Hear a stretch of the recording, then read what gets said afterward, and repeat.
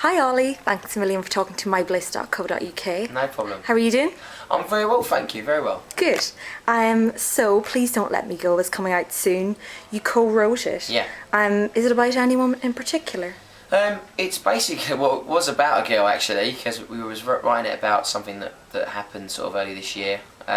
Just basically that, you know, I really like this girl and I was trying to get a sign from her and wanted to know if she felt the same and that I didn't want her to sort of kill what we had because we was getting on really, really well. And in the end she did. So I was pleading her not to let me go, but she did in the end. So, but no, just one of them situations. But you know, it's managed to be my first single, which I'm really chuffed about. So, Does she know that it's written about her?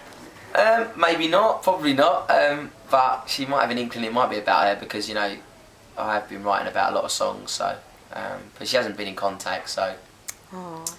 So have you ever had to let anyone go yourself? Are you? I have actually, yeah. I did have to do that, and it's not a nice thing to do. But sometimes you have to make a decision, and sometimes you have to go with your gut instinct. And I did on that occasion, and I don't regret it because you know it was actually during this whole experience actually when it first sort of kick-started. So I had to make a decision in terms of where I wanted to go and vocally, you know. But like in terms of where I was going in my career, it was. So it was your music or the girl? Yeah, it was basically that really. And unfortunately, I had to concentrate on my career and I had to let her go. So. It's fair enough. It's fair enough. Yeah. So you vowed to pose naked for Heat magazine. That's right. If your single goes to number one. So what are you going to do for Bliss magazine if you go to number one? If Bliss put me number one,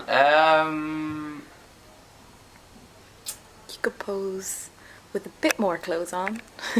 I reckon I could for Bliss. For Bliss, I could.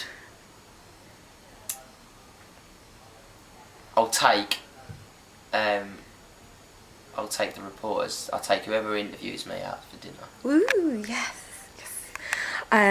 Okay, thumbs up there. Okay. Thumbs up for that. So Alexandra, Diana, JLS or Jedward, which former X Factor contestant would you like to take on in the charts and hate to take on in the charts? I would hate to take on JLS because they're just number ones after number ones. And who I wouldn't mind going up against. I think it'd be interesting to go up against Jedward because I think that they're so completely different to me. Yeah. And obviously it'd be so interesting because they're so crazy and so up for it.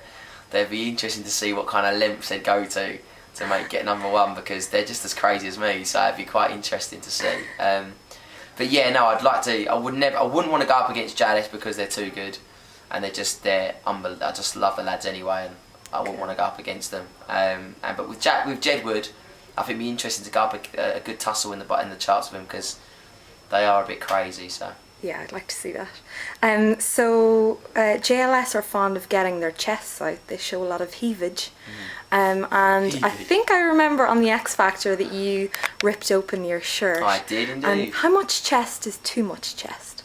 Well, for me, I only go I don't go anything lower than the belly button and the sort of abdominal area. I haven't got a six pack or anything like the boys, but I'm happy to get the top half out if I need to. There's a bit of hair there, which some of the girls like, I'm sure. But yeah, I don't mind bearing my chest, but that's as far as I go. That's what we like to hear. But obviously, like I have said, the threat is that I could be posing naked in a magazine near you.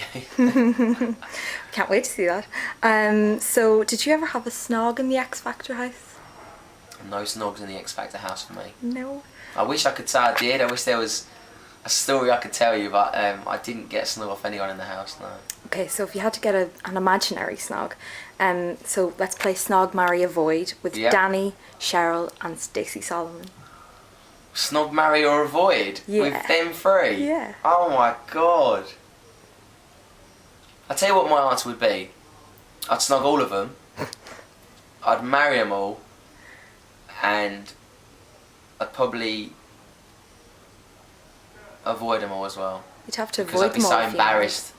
I'd be so embarrassed after kissing them all. If anything did happen between us, that I'd be too shy to see them the next day. So I'd try and avoid them as well. Okay. I'd say if you married them all and snogged them all, you'd really have to avoid them because they'd be very mad. Yeah.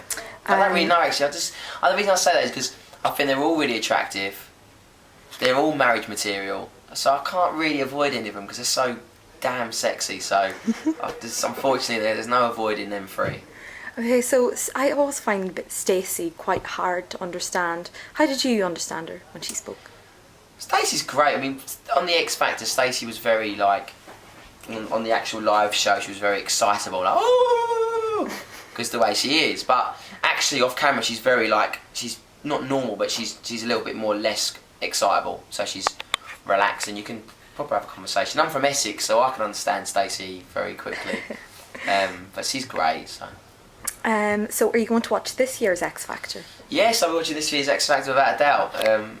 I'm very, very much look forward to it. It's the best show on the telly. I loved every single minute of it when I was on it, and yeah, I can't wait to watch it again. You're quite stylish, Ollie. Have you ever made any fashion howlers? Do you have anything in your wardrobe that should be hidden, kept hidden? I have done. I have bought a few items in the past which I'm not proud of, and I've worn. But you have to live and learn by your mistakes. You have to have an odd day where you're not looking the best.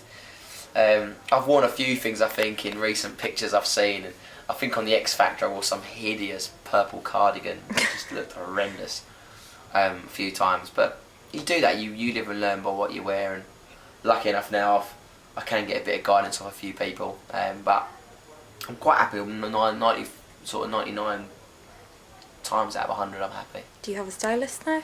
Well, yeah, I have a guy that helps us out on video shoots, and Mark, he's fantastic, helps me out on the video shoots and premieres and stuff like that if I need to, but most of the time I style myself. I don't need anyone to sort of tell me, but it's always nice if someone's got, because I bring all my ideas to the table, it's always nice to see what ideas they have, and when we put it all together it's like, oh actually, yeah, that's a good idea. You're looking pretty snazzy today, I must say. Oh, thank you very much. Look at the shoes.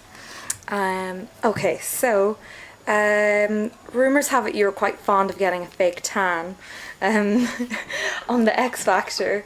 Oh look, we have fans at the window. So have you had a fake tan since you left the X Factor? I have had a fake tan. I'm not a massive fan of it, but I have to get it because it does make me look healthier, and everyone looks better with a tan, don't they? So that's true. It's quite embarrassing, really. But yeah, no, I do get a fake tan here and there, and you sometimes you just can't help it. It just makes you feel better. And do you have to exfoliate with those gloves? And well, I don't do all that really. I'm just a bad thing really, but I'm kind of like the worst. I get really quite pasty. I'm quite white, so it's good for me to get a bit of a tan. Good. I've noticed on Twitter you have a lot of food updates about what you're eating.